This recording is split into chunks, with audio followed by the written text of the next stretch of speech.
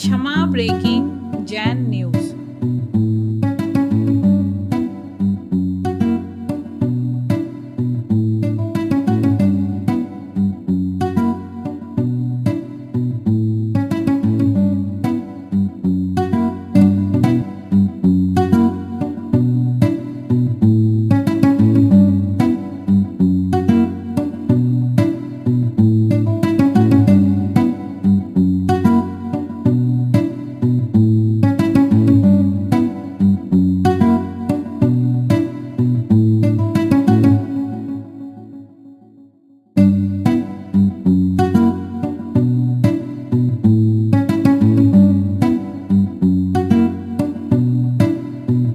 सबसे पहले हमारे बीच पधारे महामना इस्कॉन टेम्पल के अधिष्ठाता, लगभग 150 मंदिर जो हरे रामा हरे कृष्णा के विश्व में संचालित होते हैं उनके प्रमुखों में से एक हैं। मैं गुरुदेव की आज्ञा से ये कार्यक्रम संतों के प्रवचन शुरू कर रहा हूं। इसके पहले मैं आपसे निवेदन करूंगा, मंच पे जो भी हो या तो आप चुपचाप बैठ जाएं या आप अब बीच में नहीं बोलें, क्योंकि काफी संत दूर से आए हैं और हमें उन्हें सुनना है। मैं महामना जी से निवेदन करूंगा कि अहिंसा, शाकाहार और क्षमा से ही शांति संभव है। परम पूज्य आचार्य महामना जी।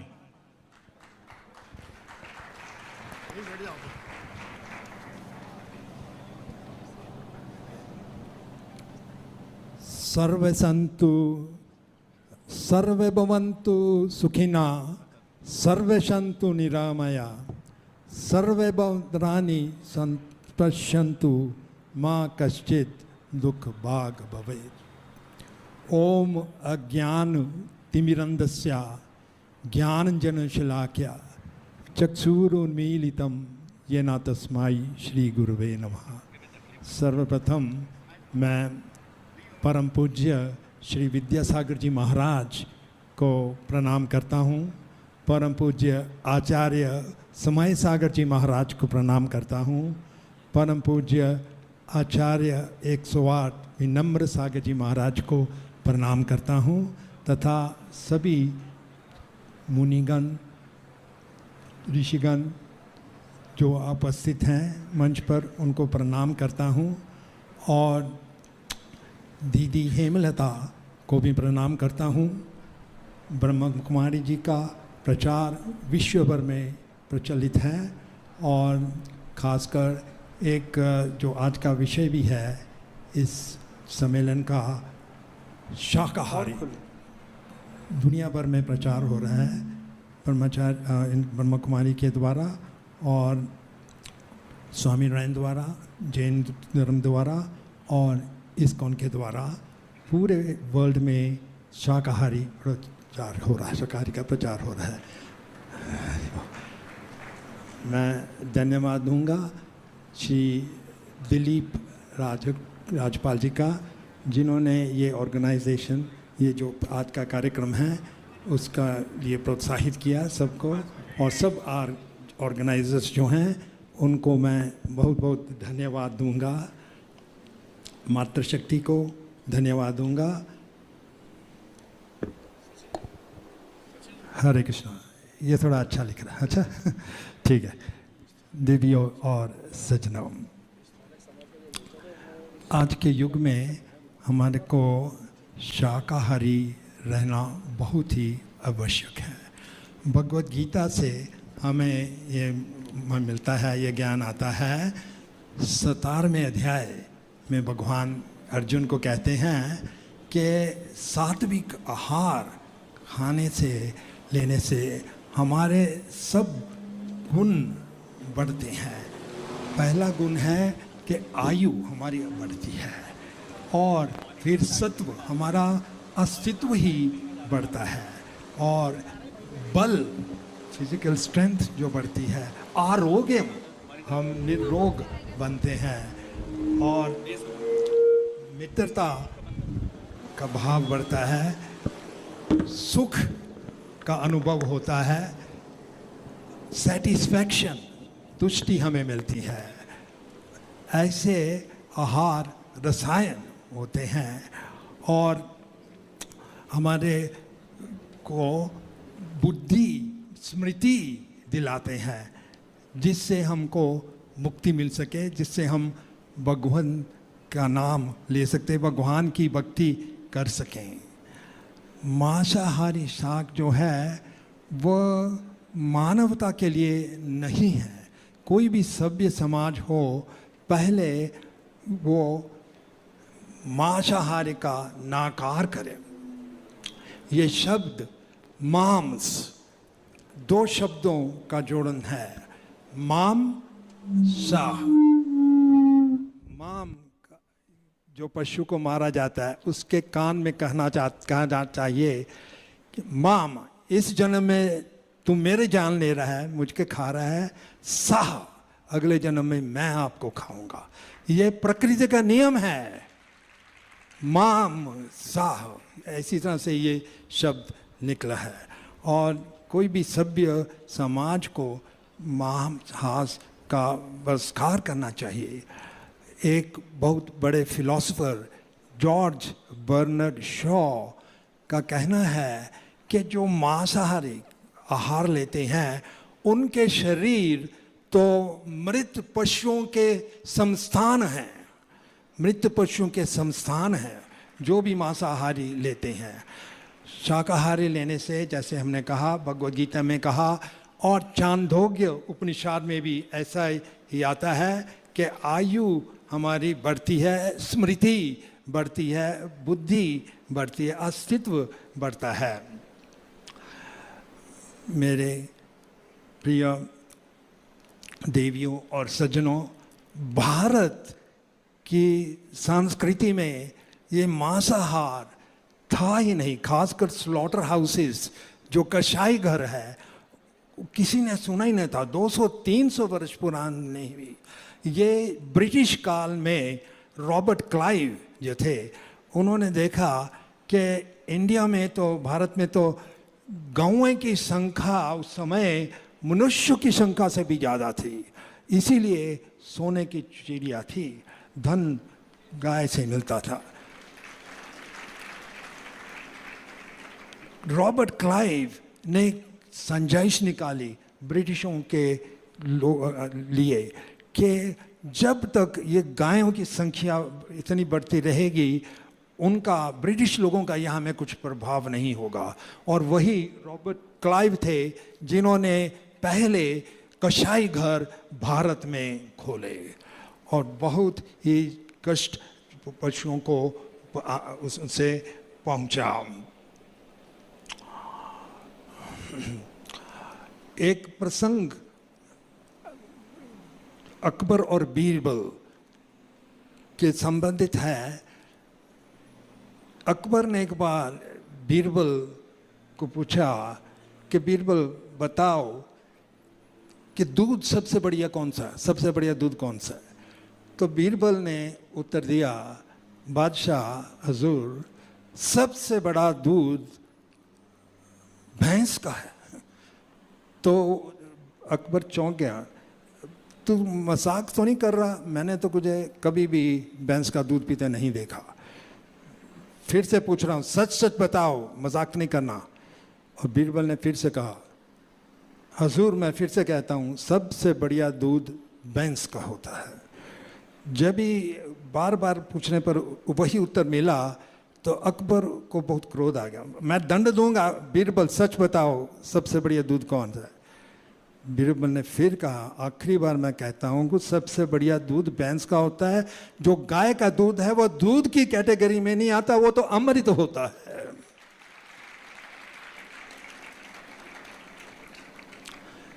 जो मांस हम लेते, कोई भी जो मांसाहारी लेते हैं, उनके साथ जो अनुमति देता है मांस पशु को मारने की या उसको लेकर जाने की, ट्रांसपोर्ट की, पकाने की, बेचने की, खाने की, ये सभी एक समान पाप के भागीदार होते हैं।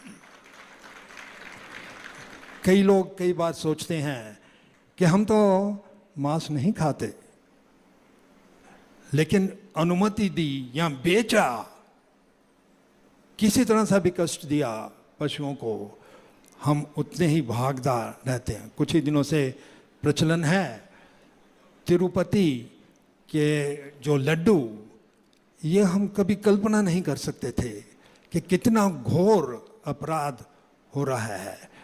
वही प्रसाद या निवेदन के रूप में भगवान को लड्डू जो अर्पित किए जाते हैं, ये बहुत घोर अपराध है, बहुत बड़ा पाप है। सो हमें ये अवेयरनेस लानी पड़ेगी पूरे समाज में, युवा में, हर एक में, कि मांसाहारी जो है, जब तक हम मांसाहारी खाएंगे, आहार लेंगे, तब तक हमारे में दया का गुण हो ही नहीं सकेगा।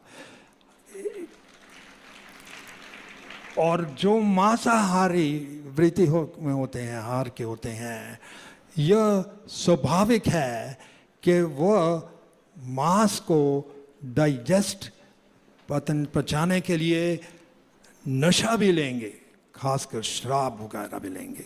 ये दो सेपरेट नहीं कर सकते। मांसाहारी लोग जो हैं वो इंटॉक्सिकेशन भी साथ में लेंगे, शराब वगैरह भी लेते हैं। तो आज का विषय पर बहुत संक्षेप में हमने बताया। हमारे शास्त्रों में आता है कि अहिंसा परो धर्मा, पर साथ साथ ऐसा भी आता है धर्म हिंसा तथैव च। अहिंसा परो धर्मा, वो तो सही है, अहिंसा पर धर्म है। जैन समाज हो, कोई भी सभ्य समाज में अहिंसा परो धर्मा, अहिंसा परो, पर साथ साथ यह भी आता है कि धर्म अहिंसा तथैव हम। उसका अर्थ ये है अहिंसा एक और परम धर्म तो है ही, पर धर्म की रक्षा करने के लिए हिंसा की भी जरूरत है। हिंसा भी करना पड़ेगा हमारे को। हम कब तक बैठे हुए देखते रहेंगे कि हिंसा हो रहा है हमारे ही समाज में। दोनों चीज़ें बताई गई हैं महाभारत में। आज के बहुत संक्षिप्त प्रवचन में मैं यह कहूँगा, एक छोटा सा हमने वीडियो बनाया है इस्कॉन की ओर से। इतनी संख्या में क्यों, कैसे वेजिटेरियन बन सकते हैं, इससे काफ़ी सीख मिल सकेगी। कोई भी व्यक्ति अगर कसाई घर में गया हो, नज़दीक भी गया हो, कितनी क्रूरता बताई जाती है वहाँ में, कितने चीखें आती हैं बेचारे जानवरों की, कितने दुख सहते हैं। छोटा सा 3 मिनट का ये वीडियो है। ऐसे वीडियो दिखाने से और प्रचार करने से कि मांसाहारी हमारे लिए बहुत हानिकारक है, हम प्रकृति के नियमों से बच नहीं सकते। इस जन्म में तुम खाओ, अगले जन्म में मैं तुमको खाऊंगा। ये वीडियो इख्तियार है, तो प्लीज शो कीजिए। जब बछड़े का जन्म होता है शुरू हो गया। तब उसे तुरंत अपनी माँ से अलग कर दिया जाता है। माँ के दूध का एक बूंद तक उसे नसीब नहीं होता। सारा दूध मनुष्य अपने लिए रख लेता है। जब गाय दूध देना बंद करे तब उसे मार दिया जाता है। अगर बछड़ा नर हो तो उसे व्हील मांस या मुलायम चमड़े के लिए मारा जाता है, या फिर उसे बीफ फार्म पर खिला पिलाकर बड़े होने के बाद काटा जाता है। अगर बछड़ा मादा हो तो वो बड़ी होकर अपनी माँ की जगह ले लेती है, और ये चक्र ऐसे ही चलता रहता है। दूसरे देशों के डेयरी उद्योग में ज्यादातर गाय का इस्तेमाल होता है, लेकिन कभी कभी भैंसों का भी उपयोग किया जाता है।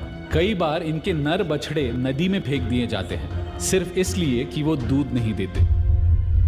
पर भारत देश में क्या स्थिति है? बीफ उत्पादन और एक्सपोर्ट के आंकड़े देखने के बाद मेरे मन में कुछ सवाल उठ रहे थे। इतना सारा बीफ आता कहां से है? क्या यहाँ भी पशुओं के साथ वही होता है जो पश्चिमी देशों में होता आया है? मांस के उत्पादन के लिए बंधी हुई मुर्गियों और बकरियों के दृश्य हम भारत में अक्सर देखते हैं, पर हमारे देश में ये बीफ फार्म्स है कहाँ, और देश में बीफ का व्यवहार कैसे चलता है? जब मैंने इंटरनेट पर सर्च किया तो मुझे भारत में पश्चिमी देशों जैसा एक भी बीफ फार्म नहीं दिखा। लेकिन भारत में 110 से भी अधिक भैंसों के कसाई खाने हैं जो सरकार द्वारा अधिकृत है। पर इनके अलावा देश में कई गैर कानूनी कसाई खाने हैं जिनकी संख्या कोई नहीं जानता। कसाई खानों के अंदर आखिर चलता क्या है, जानने के लिए हम कुछ कसाईयों से मिलने चले गए। पर वहां पहुंचने पर जैसे ही मैंने बीफ शब्द का प्रयोग किया तो इन लोगों ने आगे बात करने से इनकार कर दिया। मुझे पता चला कि ये लोग कसाई नहीं बल्कि कसाई खाने के मालिक हैं। उन्होंने हमें कसाईयों से मिलने भी नहीं दिया। इसके बाद कुछ और कसाईयों से बात हुई, पर कोई भी इंटरव्यू देने के लिए तैयार नहीं था। एक दरवाज़ा बंद हो गया। जब मेरी कुछ एनिमल रेस्क्यूअर्स से बात हुई तब उन्होंने बताया कि बीफ के व्यापारी अक्सर स्थानीय नेताओं के साथ मिले होते हैं और अगर जान प्यारी है तो मुझे मेरी ये खोज यहीं रोकनी चाहिए। एक और दरवाज़ा बंद। उसी समय मुझे ये भी पता चला कि यही स्थानीय नेता डेयरी फार्म से भी जुड़े हुए हैं। मुझे ऐसा लगने लगा कि डेयरी फार्म्स और कसाई खानों का कोई करीबी रिश्ता है।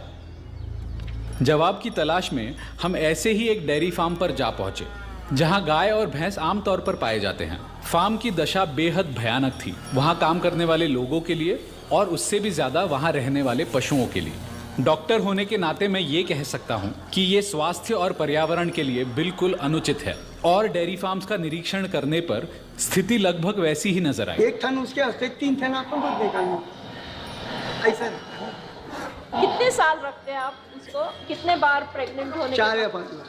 4 या 5 बार। बस तो बाद में क्या होता है, उनका उम्र कम होने तो दूध भी कम हो जाता ना फिर, तो उसको रख के आप लोग को कुछ मिलता नहीं ना, क्योंकि इधर सब दिक्कत का रहने को, इधर अपने कोई खेती नहीं कि खेती से खिला सकते उनको करके रखते हैं। ज़्यादा 4 या 5 तो वही पैसे में दूसरी नहीं लेने के थोड़े बहुत पैसे जाते हैं। वो पूछ रहे हैं कि आप जब उनको बेच देते हैं ना, आपको पता है कि क्या होता है उनका? नहीं, अभी समझो मैं आपको बेचा, अभी आप रहने को समझो बम्बई में, आपने भैंस बम्बई ले गए, फिर आपका मेरा कंफ्यूजन है, दीजिए खत्म हो गई कहानी। कोई नजुक वाले बाद में पता नहीं होता है कि नहीं वो फिर किधर गई, वो उसका आप लोग को मतलब नहीं, आप लोग को पैसा मिला ये दीजिए, इसके जगह पे दूसरी नहीं ले ले, खत्म हो जाते हैं। क्या है?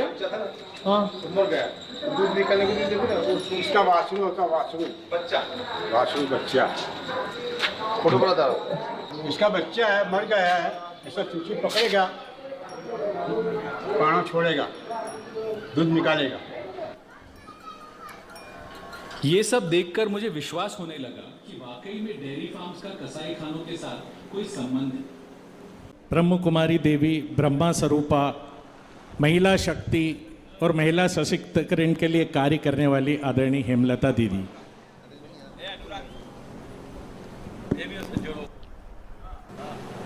ओम शांति। आवाज नहीं आ रही।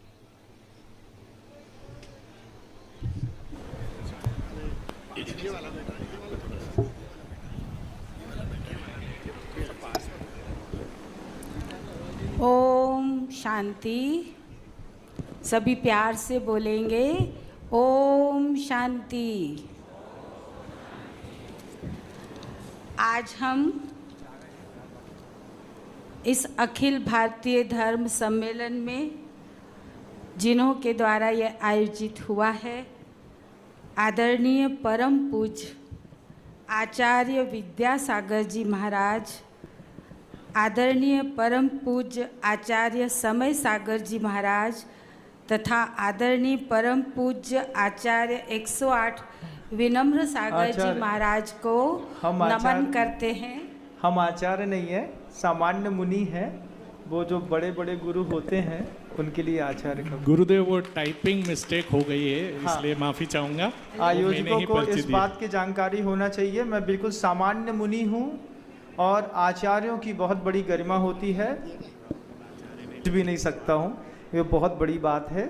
आचार्य अलग होते हैं, मैं सामान्य मुनि हूँ।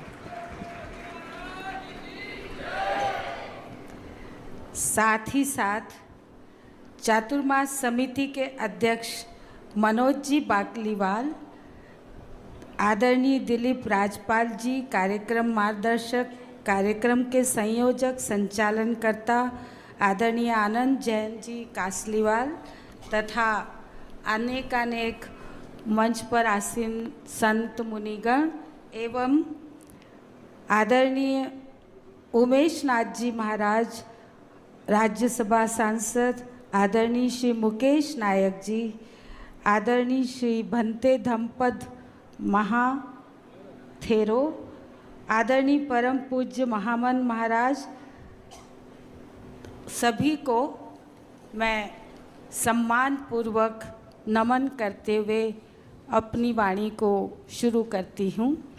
जैसा कि आज का विषय हम सब ने सुना, आज विश्व शांति एक सामयिक विषय है और विश्व शांति के लिए हम सब देख रहे हैं कि आज हर एक मानव को शांति की प्यास है, समाज को, विश्व को, सभी को शांति की आवश्यकता है।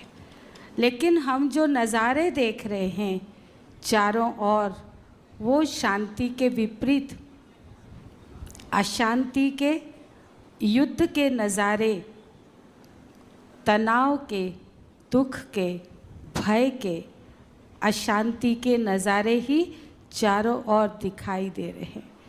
आज मानव युद्ध के लिए अनेकानेक अस्त्र शस्त्र तैयार कर रहे हैं, एक दूसरे पर अपना प्रभुत्व स्थापित करने के लिए शस्त्रों की होड़ कर रहे हैं। लेकिन क्या आप सोच सकते हैं कि शस्त्रों से, युद्ध से विश्व में शांति स्थापित हो जाएगी? कदापि नहीं। तो विश्व शांति के लिए आज जो अनेकानेक अशांति के कारण हैं, वो मुख्य कारण है अनेकता, अनेक मतभेद, जाति भेद, राष्ट्र भेद, धर्म भेद, रंग भेद, भाषा भेद, बहुत सारे भेदभाव आज दुनिया में प्रचलित है, जिनके कारण मनुष्य आज बहुत ही लड़ाई झगड़े, अशांति, दुख में लगा हुआ है। ऐसे समय पर आज आवश्यकता है एक रूहानियत भरे प्यार से सबको संवारने की। सच्ची शांति तभी मिलेगी क्योंकि आज जब एक दूसरे पर युद्ध करते हैं, एक दूसरे पर अपना प्रभुत्व स्थापित करते, ये सब हिंसा के आधार पर करते हैं। लेकिन आप देखिए, हिंसा करने से कभी भी विश्व में न एकता हो सकती है, न ही शांति स्थापित हो सकती है। क्योंकि आज ये कहा जाता है कि युद्ध मनुष्य के मन में पैदा होता है। मन में जो आज एक दूसरे के प्रति नफरत, घृणा, ईर्ष्या, द्वेष, बदले की भावना, क्रोध, प्रतिशोध, अनेकानेक जो ये भय आदि सब जो भरा हुआ है, वो जब तक अंदर से ख़त्म नहीं होता, इसकी सफाई नहीं होती, तब तक शांति अपना स्थान ले नहीं सकती। ये सब मनोविकार, मन की विकृतियाँ मानव को हिंसा की ओर मोड़ती है, न सिर्फ युद्ध करवाती। लेकिन आप देखते हैं कि वर्तमान समय, जैसे आपको मांसाहार का बताया, वो भी आज मनुष्य हिंसा के आधार पर ही तो कर रहा है। लेकिन आप देखिए, जिस अन्न को आप खाते हैं या जिस मांस को आप खा रहे हैं, जिस समय उसे मारा गया, उस समय उसके मन में जो भय और डर, गुस्सा जो भरा, वो सब वाइब्रेशन उसके उस मांस में भर गए हैं। और जब वो व्यक्ति कोई भी उस मांस को खाएगा, तो वो, जैसे कहा जाता है, जैसा अन्न वैसा मन, और जैसा मन वैसा अन्न। तो वो उसके अंदर कौन से वाइब्रेशन उस समय के भरे गए, वैसे अन्न को अगर व्यक्ति ने खाया, तो उसको खाने वाले के मन में कैसे विचार आएंगे। उसके अंदर भी हिंसा, भय आदि ही डर मृत्यु का सामने दिख रहा है, उसको मारने वाले हैं, और उस समय उसकी स्थिति क्या होती है, वो सब बातों का असर व्यक्ति के मन पर भी जरूर आता है। दूसरी बात अगर हम देखें तो जहाँ हम कोई व्यक्ति शरीर छोड़ता है, आत्मा शरीर से अलग हो जाती है, तो वहाँ पर हम उसको कोई छूता भी है तो स्नान करते हैं। उस स्थान पर जहाँ बॉडी रखी रहती है खाना भी नहीं बनता है। और आप देखिए, पशु को मार करके न सिर्फ हम उसको हाथ से छूते, लेकिन हम उसे अपने किचन तक ले आते, किचन में पकाते हैं और उसे मुंह से छूते हैं, अंदर पेट तक ले जाते हैं। आप सोचिए, पेट को आपने क्या बना दिया है? ये पेट है या पशुओं की कब्र? जो मांस खाते हैं उन्हें इस बात के ऊपर ध्यान देना चाहिए।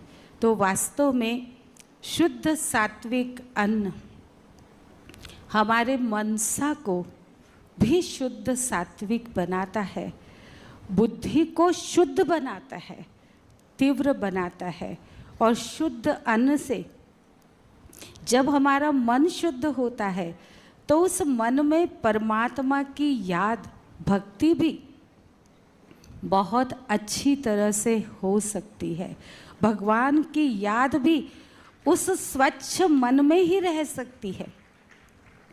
उस अशुद्ध तन में, जिसके आधार पर मन भी अशुद्ध हो गया मांस खाने से, उस अशुद्ध मन में भगवान को याद करना बहुत ही मुश्किल होगा, मन विचलित होता रहेगा।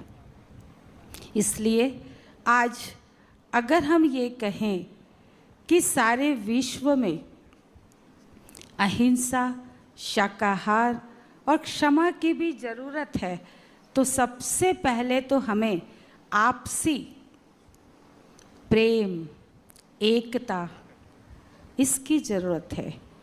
तभी हम विश्व में शांति स्थापन कर सकते हैं।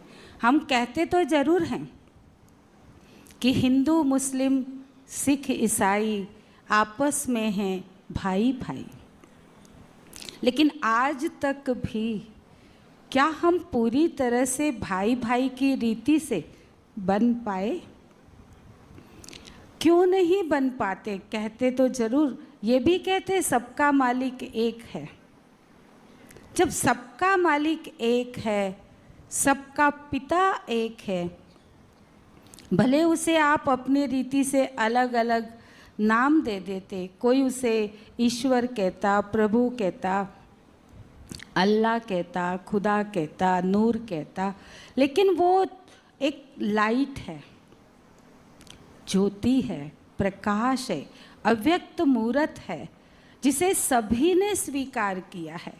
और उस परम पिता को, जो मालिक है, सारे विश्व का स्वामी है, जिसे हम माता, पिता, बंधु, सखा, यहाँ तक कि हम उसे कह देते त्वमेव मम सर्व देव देव, वो हमारा सर्व संबंधी है। अगर उस नाते से हम देखें तो हम सब उस परम पिता के, विश्व पिता की संतान हैं।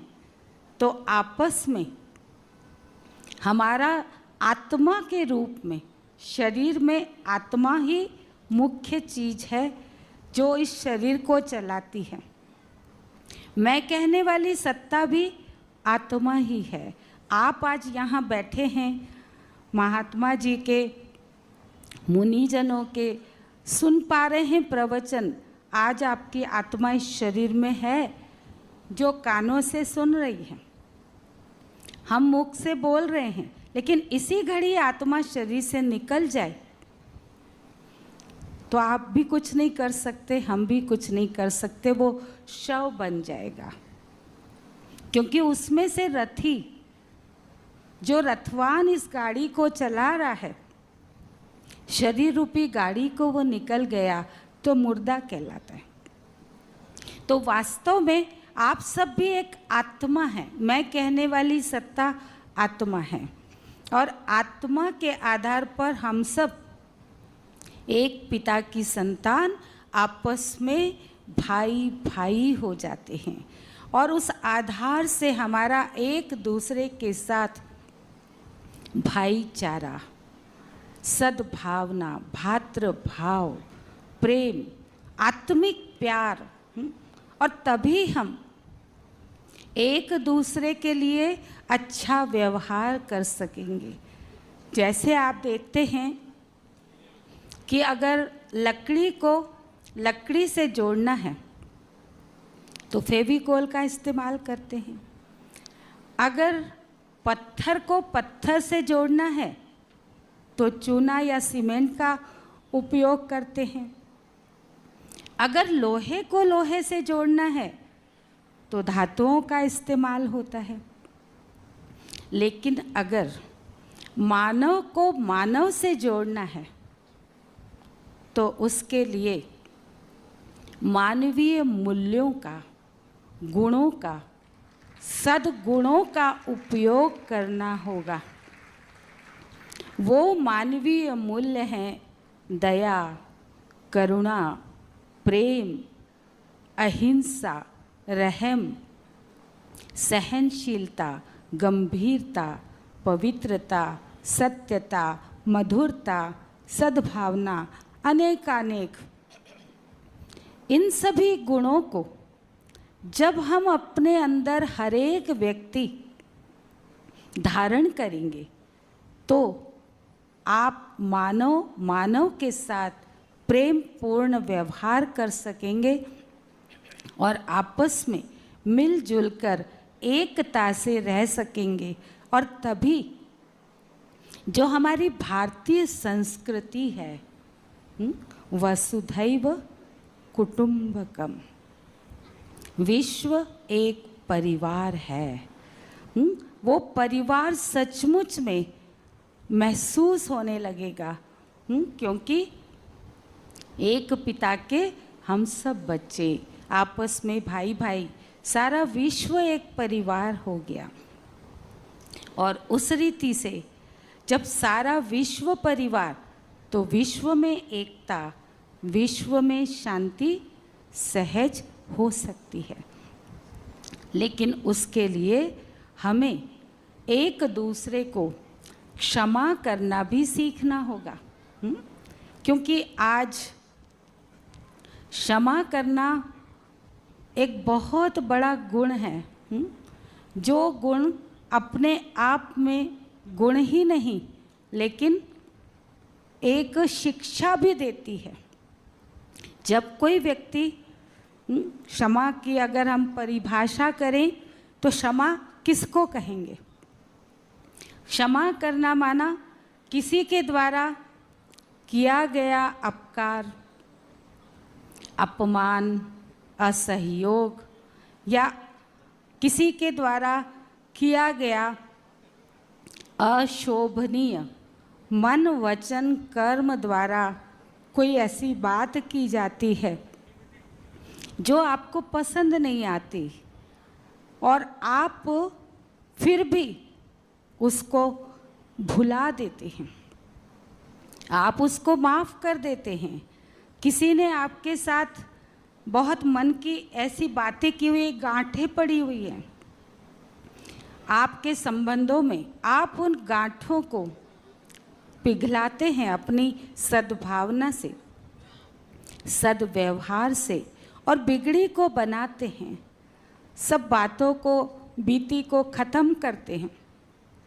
तो ऐसे जब हम क्षमा करते हैं तो अगर हम सभी एक दूसरे को क्षमा करना सीख जाएं और ये कार्य हम रोज करें तो क्षमा भी किसी के लिए शिक्षा बन जाती है। मैं एक छोटा सा उदाहरण आपको देती हूँ। एक संत थे, वो कपड़ा बेच करके अपनी आजीविका कमाया करते थे और उनको वो बहुत सहिष्णु थे, क्षमाशील थे, उन्हें गुस्सा नहीं आता था। एक युवक ने उनकी परीक्षा लेनी चाहिए और वो उनके पास आया, साड़ी देख कर के कहा, ये साड़ी कितने की? संत ने कहा 2 रुपए की। उसने उनके सामने उसके 2 टुकड़े किए, पूछा अब इसका दाम कितना? का 1 रुपया दोनों का। फिर उसने हर एक के 2 टुकड़े किए, का अब कितना दाम? 8 आना। वो धीरज से जवाब देते रहे। फिर उन चारों के भी उसने और टुकड़े किए, का अब कितना? 4 आना। वो टुकड़े करता चला गया और करते करते साड़ी तार तार हो गई। लेकिन संत बहुत धीरज से शांति से बैठे रहे, चुप रहे, कुछ भी नहीं बोले। जब वो पूरी साड़ी तार तार हो गई तो उसने गोला बना करके उसे फेंक दिया। अब इसमें रहाई क्या है? और जब उसने फेंक दिया, अब इसका पैसा देने की ज़रूरत ही क्या है, ये भी बोला। लेकिन फिर अपने धन का अभिमान दिखाते हुए उसने साड़ी की कीमत 2 रुपए निकाल कर संत को देना चाहा। संत ने कहा, जब तुमने साड़ी खरीदी ही नहीं तो मैं दाम किस चीज़ का लूँ? उसको बड़ा पश्चाताप हुआ। वो संत जी के पांव पड़ा। संत जी के भी आंखें डबडबाई। उसने बच्चे को कहा, बेटा, आज जिसने इस कपास को पैदा किया, उस किसान की मेहनत, जिसने इस कपास को धुना फिर बुना, उस कितने कर्मचारियों ने इसमें समय दिया, श्रम किया, तब ये साड़ी बनी। और फिर मेरा इसको उठाना, बेचने का श्रम, इतना श्रम के बाद ये साड़ी बनी, तो आप उसकी मेहनत को क्या कर सकते? 2 रुपए देने से क्या उस मेहनत को तुम ला सकते हो वापस? तो वो बच्चा जो है वो बहुत शर्मसार हुआ और संत जी को बोला, संत जी आपने मुझे उस समय रोका क्यों नहीं, जब मैं साड़ी के टुकड़े कर रहा था? संत ने कहा, मैं रोक सकता था, परंतु मुझे ऐसा सुअवसर तुम्हें शिक्षा देने का कब मिलता? तो देखिए, संत ने सहन किया, शांति बनाए रखी, धीरज रखा और उसके द्वारा क्षमा भी की। और क्षमा करने से वो उसको शिक्षा भी दे पाए। उसके बाद उस बच्चे का जीवन परिवर्तन हो गया। तो क्षमा व्यक्ति का जीवन परिवर्तन कर देती है। मैं निवेदन करूँगा, पाल ब्रह्मचारी परम आदरणीय बौद्ध भिक्षु, जिन्होंने अपना पूरा जीवन मानव सेवा, धर्म सेवा, शांति और अहिंसा के लिए दिया है। पूरे देश में आप परिक्रमा करते हैं बौद्ध धर्म और मानव सेवा के लिए। आप अंबेडकर संस्थान महू, बाबा भीमराव अंबेडकर जो संस्थान है, लगभग महू में वो स्थित है और पूरे विश्व में अंबेडकर संस्थान को जाना जाता है। आप उसके अध्यक्ष हैं। मैं निवेदन करूँगा, शांति, शाकाहार और अहिंसा और क्षमा पे अपना हमें मार्गदर्शित करें।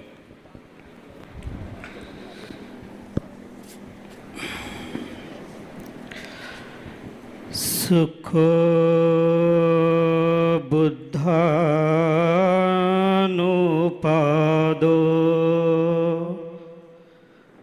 सुखो देशना सुख संघ समगी समगानं तपो सुख।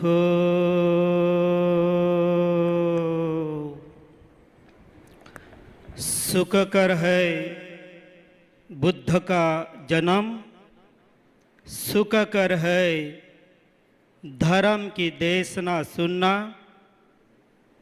सुखकर है संघ की एकता, और उसे ही सुखकर है ऐसे धर्म सम्मेलन में आकर संत की वाणी सुनना, तप करना, ध्यान करना, ये सबसे अपने जीवन के लिए सुखकर है, हितकर है। विश्व शांति दूत सुख, शांति और समानता का संदेश देने वाले महान कारुणिक महामानव, दुख मुक्ति के मार्गदाता, मनुष्य प्राणी के शास्ता तथागत भगवान बुद्ध, भारत के संविधान निर्माता परम पूज्य बोधिसत्व डॉक्टर बाबा साहब अम्बेडकर आज यहाँ अखिल भारतीय सर्वधर्म सम्मेलन में संबोधित यहाँ सभी धर्मगुरु के संत मुनि, इन सबको नमन करते हुए इस प्रोग्राम का सम्मेलन का आयोजन जिस आयोजन समिति ने किया है, उन सभी को मैं बहुत बहुत धन्यवाद देते हुए इस धम्म सम्मेलन में परम पूज्य विद्यासागर जी महाराज, परम पूज्य स्वयं सागर जी महाराज, परम पूज्य आचार्य 108 विनम्र सागर जी महाराज, चातुर्मास समिति के अध्यक्ष मनोज जी बाकलीवाल, दिलीप राजपाल जी, कार्यक्रम मार्गदर्शक, कार्यक्रम के संयोजक, संचालनकर्ता आनंद जैन कासनीवाल, इन सब को मैं धन्यवाद देते हुए ये सभी संतों का ज्ञान, अहिंसा, शांति, शाकाहार, इस सब के विश्व शांति हम सब सुनने के लिए हर जगह जगह से यहाँ आए हुए सब श्रोतागण, उन सभी के प्रति भी मैं बहुत बहुत धन्यवाद देते हुए इन सम्मेलन का यशस्वी रीत्या होने के लिए जिन जिन दानदातों ने जो भी दान दिया है, चाहे वो पैसे का दान हो, चाहे वो श्रम का दान हो, चाहे मेहनत हो, परिश्रम हो, जो भी हो, जो भी दानदाते ने सहयोग दिया, राशि दिया, उन सब के प्रति मैं बहुत बहुत मंगल कामना करते हुए आज ये जो धम्म सम्मेलन रखा है, इसमें मैं भदंत धम्मदेव, वैसा मैं महाराष्ट्र से हूँ, और महाराष्ट्र से बोले तो फिर हमारी बोली भाषा मराठी है। बचपन में मैंने दीक्षा ली, पढ़ाई की, कॉलेज में एमए किया, वो भी पाली यानी बुद्धिज़्म और मराठी में, और अभी अभी मैं डॉक्टर बाबा साहब अम्बेडकर जन्मभूमि मेमोरियल ट्रस्ट महू मध्य प्रदेश का अभी प्रेसिडेंट बना हुआ अध्यक्ष है, और संयोजक ने महू का अध्यक्ष। ये जन्मभूमि केवल भारत के लिए नहीं, पूरे विश्व में इसका नाम है, क्योंकि डॉक्टर बाबा साहब अम्बेडकर ने जो संविधान लिखा है, उसी माध्यम से बाबा साहब का नाम हर देश में है, इसीलिए ये जगह का नाम भी वहाँ तक पहुँचा है। इसीलिए मुझे यहाँ बुलाने की कोशिश की, लेकिन मैं ज़्यादा से ज़्यादा मराठी से प्रबोधन करता हूँ, तो भी मैं कोशिश करूँगा आपके साथ यहाँ हिंदी भाषा में बोलने की मैं कोशिश करूँगा। कुछ मराठी कुछ हिंदी हुई तो आप समझ लेंगे, यही मैं याचना आपसे करता हूँ। अभी यहाँ संत ने, दीदी ने बहुत अच्छे अच्छे उदाहरण देके हम सब ने अहिंसा का पालन करना चाहिए, क्योंकि सभ्य दंडस्य भयति, सब प्राणी मृत्यु से डरते हैं। जैसे हम किसी को ऐसा नहीं कि हम मरना चाहते। कौन मरना चाहता है?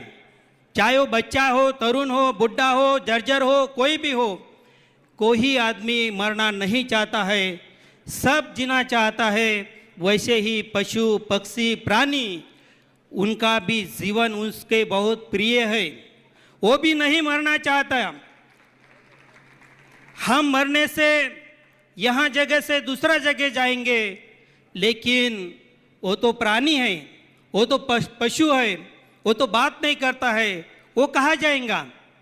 जहाँ आदमी लेके जाएगा वहाँ तो लेके जाएगा, उसको क्या मालूम ये आदमी मेरे साथ क्या करने वाला है।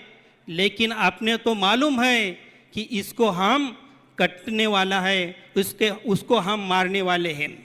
तो ऐसे ही पशु भगवान बुद्ध के काल में, महावीर के काल में जो राजा लोग थे, वो राजा लोग पशु की बलि देते थे, प्राणी की बलि देते थे। इसके वजह से सभी प्राणी नष्ट हो जा रहे थे। फिर तथागत भगवान बुद्ध ने, महावीर ने अहिंसा का नियम निकाला और हिंसा मत करो, पशु बलि मत दो। फिर राजा ने उन महात्मा का सुन लिया और पशु हत्या उन्होंने बंद कर, यज्ञ याग उन्होंने बंद किया। वही कहते हुए तथागत भगवान बुद्ध ने 5 सील बताए। ये 5 सील किसी जाति के, धर्म के, किसी व्यक्ति के लिए नहीं है। ये देश में, ये विश्व में रहने वाले हर एक आदमी, हर एक मनुष्य के लिए सुख शांति जीने के लिए, अपने जीवन में सुख शांति पाने के लिए ये 5 तत्व है, ये 5 बंधन है, ये 5 नियम है। जो ये 5 तत्व से, 5 नियम से पालन करेगा, वो अपने जीवन में सुख शांति और समाधान पा लेगा। ये सुख, ये शांति, ये समाधान मार्केट में कहाँ अपने को दिक्कत मिलते नहीं। ऐसा कोई इंदौर में मार्केट है क्या? इधर सुख मिलता है 500 रुपये केजी, शांति मिलते है, समाधान मिलता है। कोई मार्केट इंदौर में या भारत में नहीं, विश्व में भी नहीं। फिर वो सुख शांति और समाधान पाने के लिए हमें क्या करना चाहिए? जो महापुरुष ने बताया, अभी वर्तमान में जो संत बताते हैं, जो धर्म गुरु बताते हैं, वो पालन करना चाहिए। इसीलिए ये जो 5 तत्व है, पानातिपाता वेरमणि सिक्खापदं समादयामि, यानी मैं प्राणी हिंसा नहीं करूँगा। अदिन्नदाना वेरमणि सिक्खापदं समादयामि, मैं चोरी नहीं करूँगा। कामेषु मिथ्याचारा वेरमणि सिक्खापदं समादयामि, यानी मैं गलत काम नहीं करूँगा, व्यभिचार नहीं करूँगा।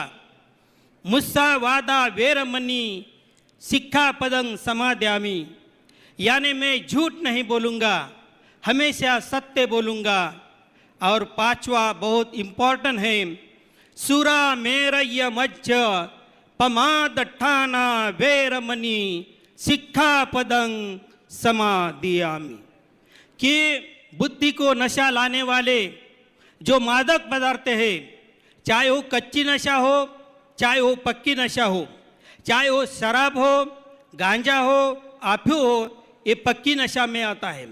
कच्ची नशा में बीड़ी, सिगारेट, तंबाकू और गुटखा, ये भी आपने सेवन किया तो ये भी एक नशा है। तो ये 5 तत्व, ये 5 बंधन, ये 5 नियम से हम अपना जीवन, अपना परिवार चलाना चाहिए। ये कभी नहीं करना चाहिए। और ये जो काया, वाचा और मन, जो प्राणी हिंसा है, तो ये 3 प्रकार की हम करते हैं। काये से करते हैं, वाचे से करते हैं और मन से भी करते हैं। 3 प्रकार की हिंसा हम करते हैं। 10 अकुशल कर्म हम करते हैं और 10 अकुशल कर्म करते हैं। 10 पुण्य कर्म करते हैं और 10 पाप कर्म करते हैं। ये जो 10-10 है, तो ये 3 काया, वाचा और मन से करते हैं। काया यानी शरीर, शरीर से हम 4 कर्म करते हैं। पहला करते हैं प्राणी की हिंसा, चोरी, व्याभिचार और नशीली पदार्थ का सेवन। ये 4 अकुशल कर्म काये से करते हैं और 4 कुशल कर्म भी काये से करते हैं। बोले तो हिंसा नहीं करना, चोरी नहीं करना, व्याभिचार नहीं करना और मादक पदार्थ का सेवन नहीं करना। ये 4 कुशल और 4 अकुशल। वाचा, वाचे से 3 कर्म करते हैं हम, कुशल और 3 अकुशल करते हैं। जैसे झूठ बोलना, असत्य बोलना और व्यर्थ बड़बड़ करना, कटु वचन बोलना, ये वाचे से करते हैं। और इसे ही 3 कुशल कर्म करते हैं। मन से 3 करते हैं। अपने मन में दूसरे के प्रति राग, दूसरे के प्रति द्वेष और मोह, ये 3 अकुशल कर्म हम मन से करते हैं और 3 कुशल कर्म भी मन से करते हैं। एक काया और वाचा, ये दोनों मन की ही संतान है। मन में जो भी आएगा वो वाचे से हम बोलेंगे, वाचे से जो बोलेंगे वो हम काये से करेंगे। जैसे ये सम्मेलन का आयोजन करने का है, तो अनिल भाई कासलीवाल या जो भी संयोजक समिति है, उनके मन में आया कि चलो सब धर्म का विश्व शांति के लिए एक सम्मेलन रखेंगे। कहाँ विचार आया? अपने मन में विचार आया। चाहे गलत काम करने का हो तो भी हमारे मन में, हमारे दिल में वो विचार आता है। और फिर वो अपने परिवार के मित्रों को, अपने संगठन वाले को वाणी से बोलते हैं कि अपने को ये सम्मेलन करना है। इसे क्या पाओगे? शांति पाओगे, सुख पाओगे, इसीलिए ये सम्मेलन का आयोजन करना है। तो पहली बात मन में आया है, उसके बाद वाचा से बोले, उसके बाद काया। ये सब करने के लिए 1-2 महीना लगा होगा। ये क्या तुरंत हो गया क्या?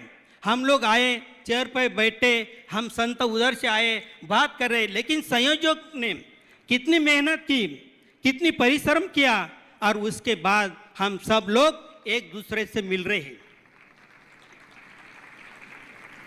तब हम एक दूसरे का धर्म देशना यहाँ सुन पा रहे हैं। और इसीलिए जो भी है मन प्रमुख है, जो भी कार्य करने वाला है सभी का मन प्रमुख है।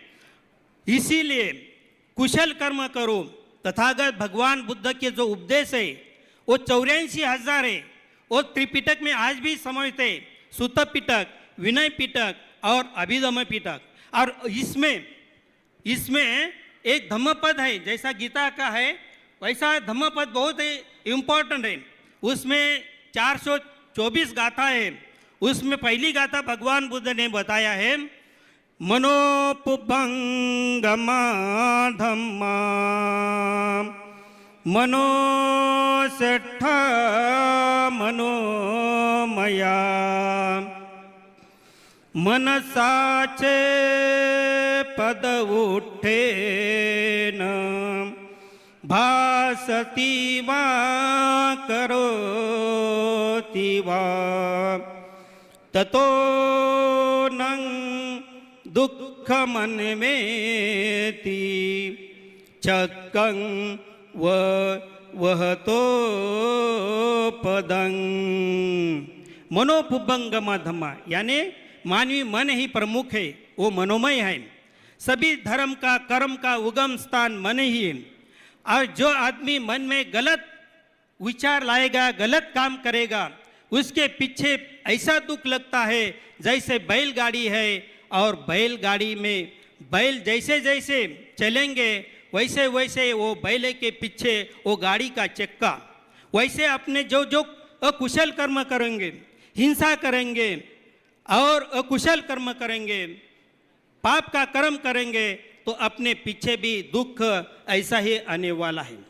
और जब हम कुशल कर्म करेंगे, पुण्य कर्म करेंगे, लोक हित के लिए, जनहित के लिए, लोक कल्याण के लिए, लोक सुख के लिए, लोक दुख के मुक्ति के लिए जो भी हम काम करेंगे तो हमारे पीछे ऐसा ही सुख हमको मिलेगा जैसे हमारी जी छाया है, परछाया, छाँव बोलते हैं। हम जहाँ भी जाओ, चाहे वो उजाला में जाओ, चाहे वो अंधारे में जाओ, वो हमारे साथ साथ रहती है। और इसीलिए हम सब लोगों ने अच्छा कर्म करना चाहिए, अहिंसा छोड़ देना चाहिए। आप सभी बोलते हैं युद्ध न को, शांति चाहिए, सुख चाहिए, तो ये प्राणी हत्या बंद कर लो, मांस खाना बंद कर दो और सुख शांति का जीना जी लो। मैं तो बॉम्बे में जो विपश्यनाचार्य गोयंका गुरुजी आचार्य जी, उनका आज स्मृति दिन है।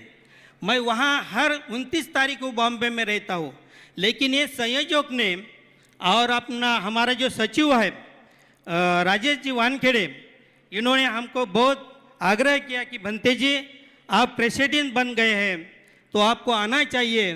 तो हमारे सचिव राजेश जी वानखेड़े और राजपाल जी, कासलेवाल जी,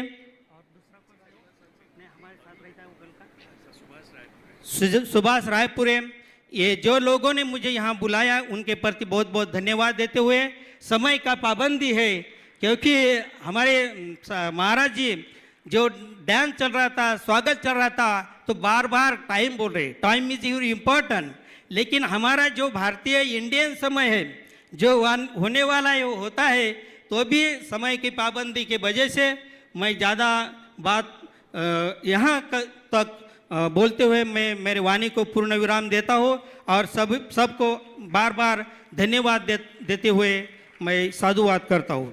कार्यक्रम के अगले पायदान पे आदरणीय राज्यसभा सांसद वाल्मीकि पीठाधीश्वर उमेश नाथ जी से निवेदन करूँगा कि अहिंसा, सत्य और शाकाहार पे अपना उद्बोधन दें।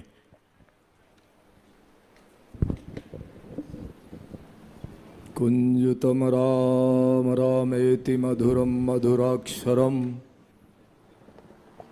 आरुह्य कवितां शाखां वंदे वाल्मीकि कोकिलम अखंडानंद बोधाय शिष्य संतापहारिणे सच्चिदानंद रूपाय तस्मै श्री गुरुवे नमः।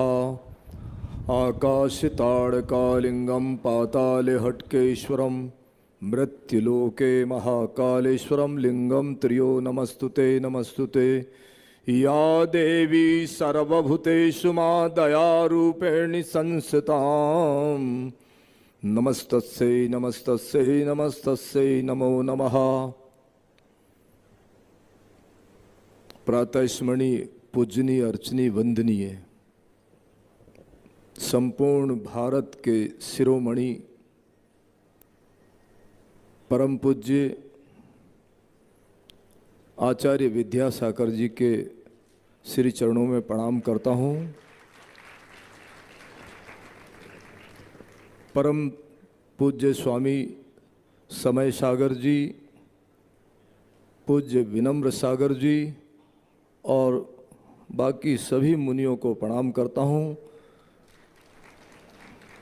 मेरे समक्ष बैठी देवी स्वरूप माताएं बहनें और माँ अहल्या के सभी सपूतों को भी प्रणाम करता हूँ। धम्मदीप स्वामी जी, पूज्य ब्रह्म कुमारी जी और मुकेश नायक जी, दिलीप राजपाल जी और आनंद जैन जी, कासलीवाल जी और इनके समस्त सहयोगी साथी, मैं पिछले लगभग 60 वर्षों से सन्यासी जीवन जी रहा हूँ और निरंतर इस सोच और चिंतन में रहता हूँ कि सामाजिक समरसता का बिगुल कैसे बजे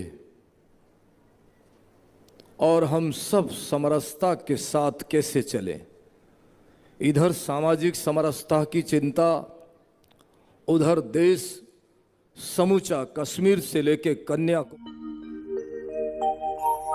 चपेट में और हिंसात्मक भावनाओं के साथ जी रहा है। ऐसे समय में इस देश के लगभग 50 लाख सन्यासी और उसके साथ लगभग इस दुनिया और देश के अरबों खरबों की तादाद में सद्ग्रस्ती भक्तगण, आज बड़ा विषम परिस्थितियों का समय है कि इस देश में सनातन परंपरा जन्म ली और जन्म लेने के पश्चात कण कण में सनातन की धाराएं निरंतर दौड़ती रही। यह देश, इस देश में अगर कोई जूते पे पालिश भी करता है तो वो भी एक ऋषि की संतान है। अगर कोई दाढ़ी और कटिंग भी बनाता है तो वो भी ऋषि की संतान है। और अगर कोई कपड़ा धोता है तो वो भी ऋषि की संतान है। और इस देश में स्वच्छ भारत की मर्यादा को निभाता है वो भी ऋषि की संतान होने के बाद भी इस राष्ट्र में हम सबको और आचार्य श्री जी विद्यासागर जी को निरंतर हर पल हर निमिष ये सोचना पड़ा कि ये भारत हिंसा को छोड़ करके अहिंसात्मक स्थिति में कैसे आए। लेकिन दुर्भाग्य है इस राष्ट्र का इतना सब कुछ होने के बाद भी इस देश में, जो देश सनातन धर्म का देश है, यहाँ अभी आपने सुना इस्कॉन मंदिर की तरफ से श्रीपाद स्वामी जी ने 108 मंदिरों की स्थापना की। और हमारी दीदी बैठी हैं, मैं अभी पिछले दिनों राजस्थान में माउंट आबू गया था। वहां पर मैंने उनके निजी चैनल को इंटरव्यू दिया। उनके चैनल 140 देशों में काम कर रहे हैं और वो काम केवल और केवल ये कि सनातन धर्म की मर्यादा बनी रहे। और इस देश की हालत ये हो चुकी कि यह देश सनातन धर्मी होने के बाद भी पाश्चात्य सभ्यता की चपेट में आ गया। आपने देखा होगा, हम निरंतर ये कह रहे हैं कि हिंसा नहीं होना चाहिए, अहिंसा ही परमो धर्म। लेकिन यह राष्ट्र कण कण में हिंसा व्याप्त हो चुकी है। अब तो सेवा ही परमो धर्म, हम सब लोग सेवा में लगेंगे। तो चाहे ऋषि हो, मुनि हो, चाहे वो जैन हो या अजैन हो, या वस्त्रधारी हो या वस्त्र त्यागी हो, अर्थात वो श्वेतंबर हो या दिगंबर हो, हमको सबको निकल करके आश्रमों में से और अपनी कुटियाओं में से, अपने मठों से, अपने मंदिरों से निकल करके इस सनातन धर्म की मर्यादा को लोगों को बचाने में पूर्ण भागीदारी देना पड़ेगी। ये केवल हमारी वाणी से सारे राष्ट्र को सुख शांति नहीं मिल सकती। अगर हम वाणी से अगर इस काम को करते तो पक्की बात है कि हमारे संतों की वाणियां निरंतर देश में गूंजती रहती है। लेकिन अब हमको निकल करके, जैसे एक मजदूर काम करता है अपने पेट के लिए, ऐसे मजदूर की तरह हमको गांव गांव, बस्ती बस्ती, नगर नगर, डगर डगर जा करके लोगों को जगाना पड़ेगा। जागो भारत भारती के नौजवानों, जागो, कर लो होश, समय पुकार रहा है, तुम क्यों हो खामोश। एक छोटी सी करमट ले लो तुम अपने आंगन में और शहरों में तूफान मचा दो। इस पाश्चात्य सभ्यता को निकालने की कोशिश करो और आध्यात्मिक जीवन जीने की कोशिश करो। हमारी ये स्थिति हो गई कि अगर पड़ोस में कहीं कोई गमी होती है तो मुर्दे को छू के नहाते हैं और पशु मार के खाते हैं और शमशान भूमि बना लिया अपने पेट को। ऐसी स्थिति इस भारत की हो गई। पहले महाराज श्री लगभग 12 रुपए किलो मांस बिकता था और उससे भी कम पैसे में शराब की एक छोटी सी बोतल मिलती थी। लेकिन वो 12 रुपए और 30 रुपए और 40 रुपए का मांस अब 600 रुपए किलो मांस हो गया। तो इस देश में इस मांस को खा कौन रहा है? उस शराब को पी कौन रहा है? ये स्थिति इस देश की होती जा रही है। और हमारे यहाँ कौन ऐसा संत नहीं है, कौन ऐसा संप्रदाय नहीं है, कौन सा ऐसा धर्मात्मा नहीं है जो इस देश में सनातन धर्म की बात को कह करके समाज के लोगों को नहीं सुधारने की कोशिश कर रहा है। निरंतर भ्रमण करके और सामाजिक चिंतन में लगे हैं, उसके बावजूद भी इस समाज के लोगों को जरा भी सोच और चिंतन नहीं हो रहा है। और आप सब लोग सुनो, समाज के भक्त लोगों, 83,99,999 जन्म लेने के पश्चात मनुष्य की देही प्राप्त होती है। और उस मनुष्य की देही में केवल और केवल 1% तुमको सोचना है, 99% परमपिता परमात्मा चाहता है कि तुम्हारा कल्याण हो जाए। और तुम तो सौभाग्यशाली हो। दादा गुरु मच्छिंद्रनाथ जी महाराज ने, नीमनाथ पारसनाथ जी और इस परंपरा को यहां तक ला करके खड़ी की है।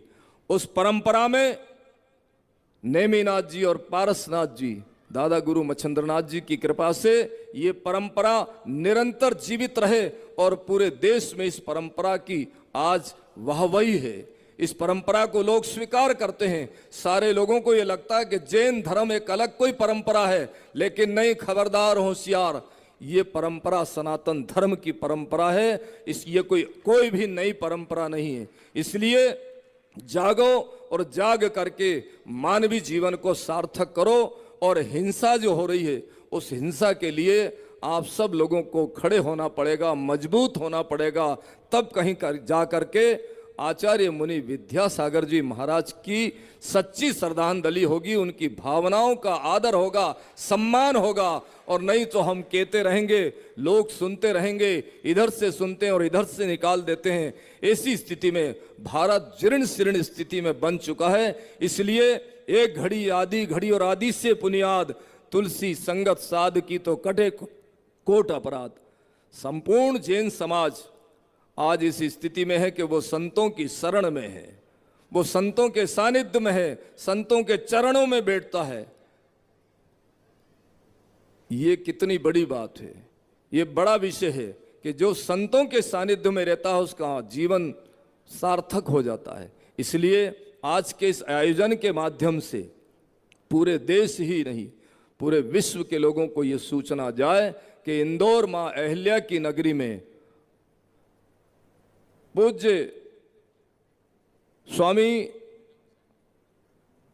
समय सागर जी महाराज और विनम्र सागर जी महाराज ने एक ऐसा कार्यक्रम रचा जिस कार्यक्रम की आवश्यकता है कि हम सब सनातन धर्मी एक मंच पर हैं, हम एक हैं, यहाँ कोई अनेकता नहीं है। चाहे वो ब्रह्म कुमारी जी हों, चाहे भंते धम्मादीप हों या इस्कान मंदिर के स्वामी जी हों, यहाँ हमारी सारी परंपराएं एक ही वट वृक्ष की शाखाएं हैं। और हम सब मिलकर के इस मानव समाज के लोगों के कल्याण के लिए कहने की कोशिश कर रहे हैं।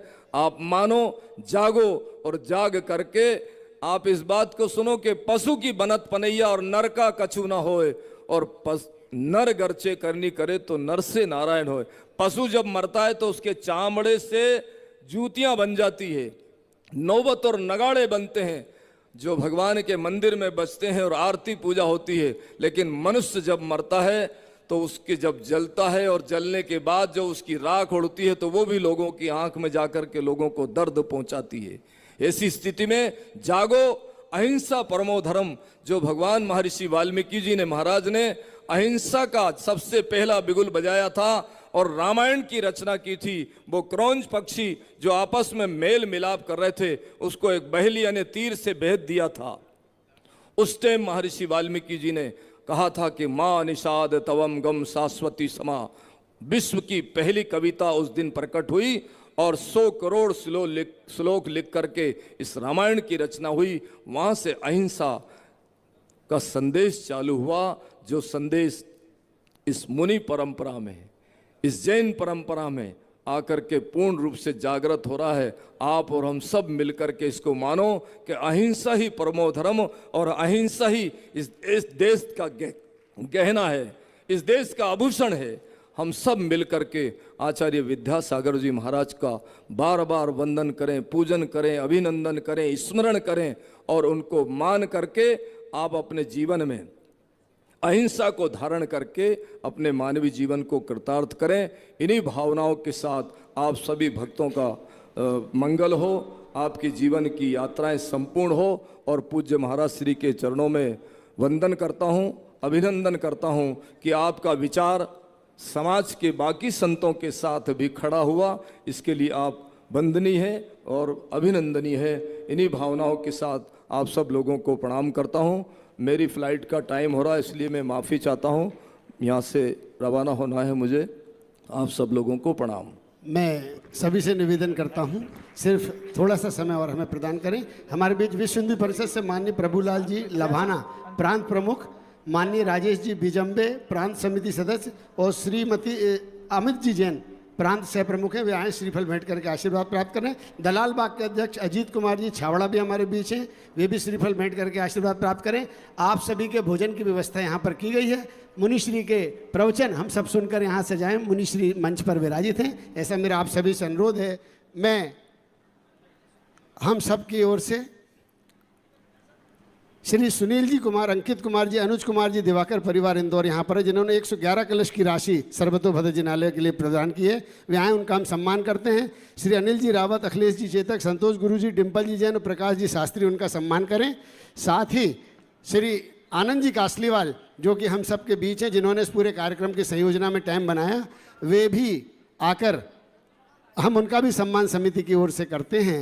श्री आनंद जी कासलीवाल ने बहुत मेहनत करके बड़े बड़े संतों को हमारे बीच लाने का प्रयास किया। आप सभी थोड़ा सा समय और प्रदान करें।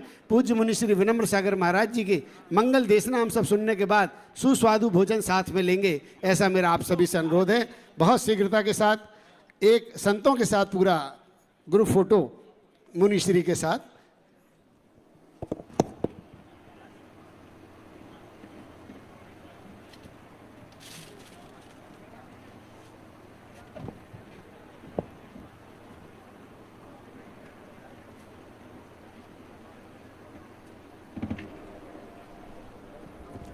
आप सबकी भी आवाज़ ठीक करो इसकी।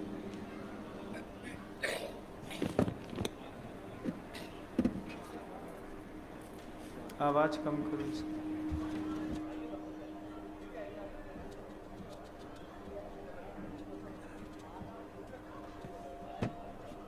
श्री आनंद जी कासलीवाल और दिलीप जी राजपाल जी ने सभी बड़े बड़े संतों को अन्य अन्य जगह से एकत्रित कर यहाँ पर बुलाने के लिए हमें बहुत सहयोग प्रदान किया। साथ ही हाँ जी, अभिनंदन पत्र शीघ्रता से करेंगे। हमें पूज्य मुनिश्री को कोई सा भी दे दीजिए।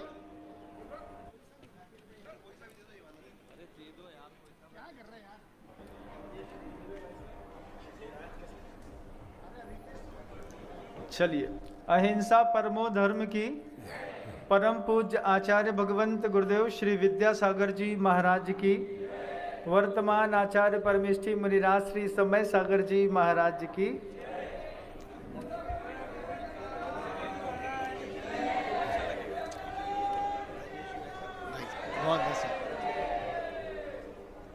संगम।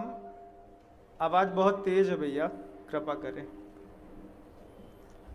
संगम में नहाने का अपना ही आनंद होता है और आज बहुत दिनों के बाद बहुत सारी परंपराओं के अग्रज धर्मात्माओं को एक साथ देखने का, बैठने का, सुनने का जो एक अपने आप में आयोजन कमेटी ने किया, मैं पूरी कमेटी को साधुवाद देता हूं।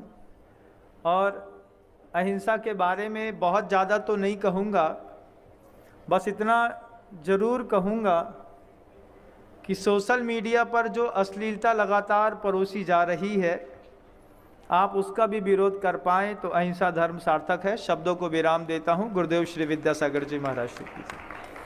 आप सबके भोजन का समय हो रहा है। अगर मैंने कुछ ज़्यादा बोला तो ये हिंसा मुझसे बर्दाश्त नहीं होगी, इसलिए मैं आप सबको छोड़ रहा हूँ।